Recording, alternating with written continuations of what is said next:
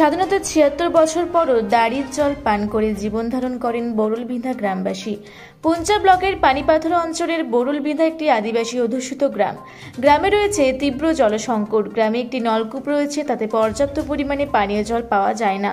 তাই গ্রামবাসীদের একমাত্র ভরসা ১.৫ কিলোমিটার দূরে ঝর্ণার জল। সেই ঝর্ণার জল খেয়ে জীবন ধারণ করতে হয় আদিবাসী অধ্যুষিত গ্রামের সকলকেই। গ্রামের আদিবাসী মানুষজন, স্কুলের ছাত্রছাত্রী সহ সকলেই এই ঝর্ণা বা দাড়ির জল খেতে হয়।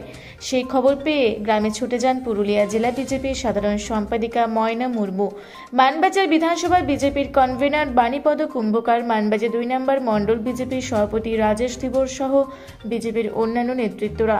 তাদেরকে কাছে পেয়ে গ্রামের নানান সমস্যার কথা তাদের কাছে তুলে ধরেন গ্রামের মানুষজন।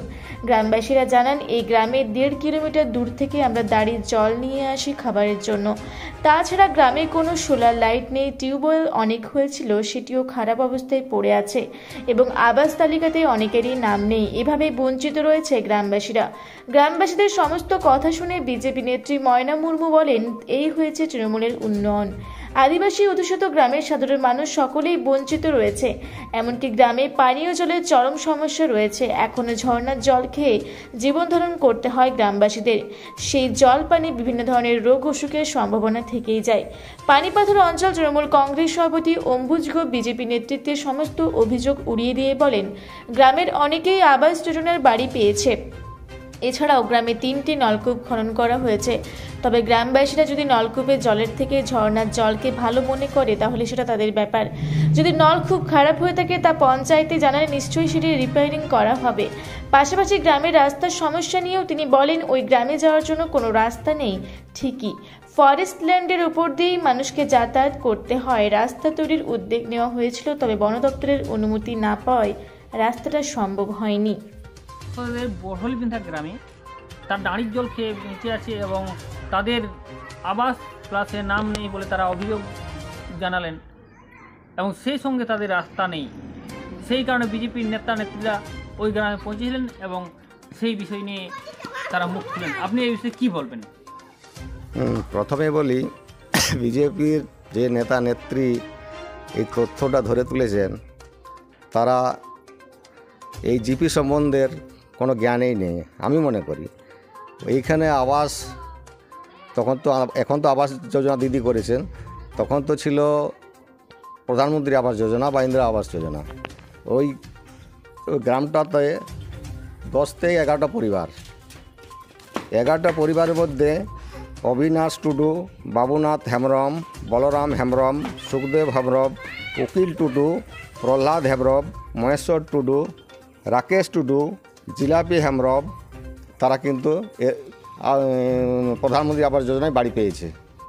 তারা কি করে বলতে পারে যে তারা সরকারি বাড়ি এখনো পর্যন্ত পায়নি? এবং তাদের আরও দাবি যে তাদের রাস্তা নেই। হ্যাঁ, রাস্তা নেই, কিন্তু রাস্তা করবে কোথার থেকে? যে গ্রামে তারা বাস করছে সে গ্রামে কোনো বন প্লট দিয়ে তাদের ফরেস্টের জায়গা দিয়ে ওদের যেতে হয়। অতএব অনেক আমরা চেষ্টা করছি রাস্তা করার জন্যে, কিন্তু ফরেস্ট পারমিশন দেয়নি রাস্তা করার জন্যে। আবার তাদের দেখা যাচ্ছে 1.5 কিলোমিটার দূর থেকে দাঁড়ির জল নিয়ে আসে খাচ্ছে। তাদের একমাত্র সম্বল ওই দাঁড়ির জলেই তারা দাবি করছে। না, সেটা ওরাও খেতে পারে, কিন্তু ওই গ্রামটাতে টিউবওয়েল আছে, 3খানা টিউবওয়েল আছে।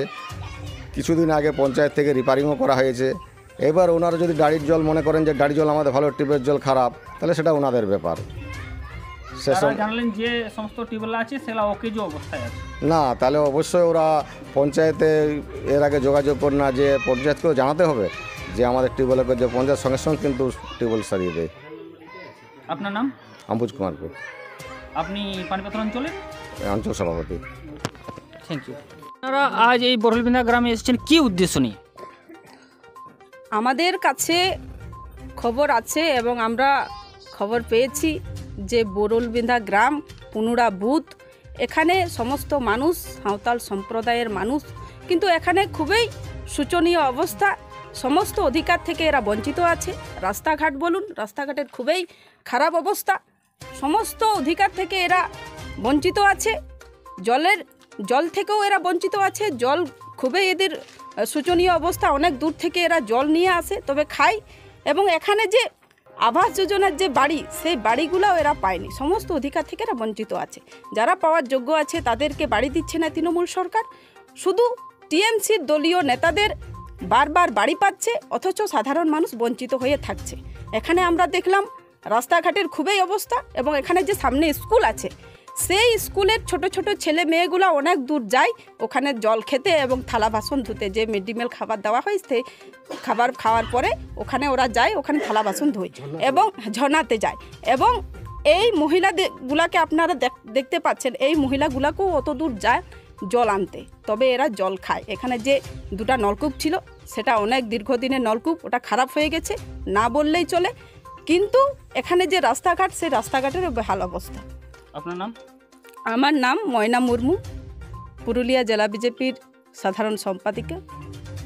কি গ্রীষ্ম বর্ষা সব দিনে এখানেই জল খান? এখানেই তো, হ্যাঁ এখানেই থেকে।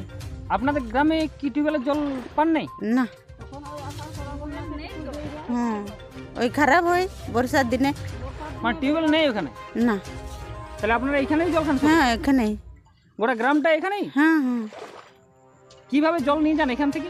ওই দেখছি হাড়ি গিলা, বাটি গিলা। হ্যাঁ। এখানে জল কোথার থেকে আনেন? অনেক দূরে থেকে। কোথায় সেটা? এই বহাল একটা ঝর্ণা আছে এইখানে। এখানে কি কোনো নলকূপ আপনারা পান না? এখানে একটু নলকূপ আছে, তো এখানে খারাপ হয়ে গেছে, এখানে জল বেরাবেন না। আপনারা কি পঞ্চায়েতে এই বিষয়ে জানিয়েছেন? জানিয়েছি, হ্যাঁ জানিয়েছি, অনেকবার জানিয়েছি, কিন্তু কোনো সুরাহা হয়নি? না। আপনার নাম? আমার নাম লক্ষ্মীমণি হেমব্রম।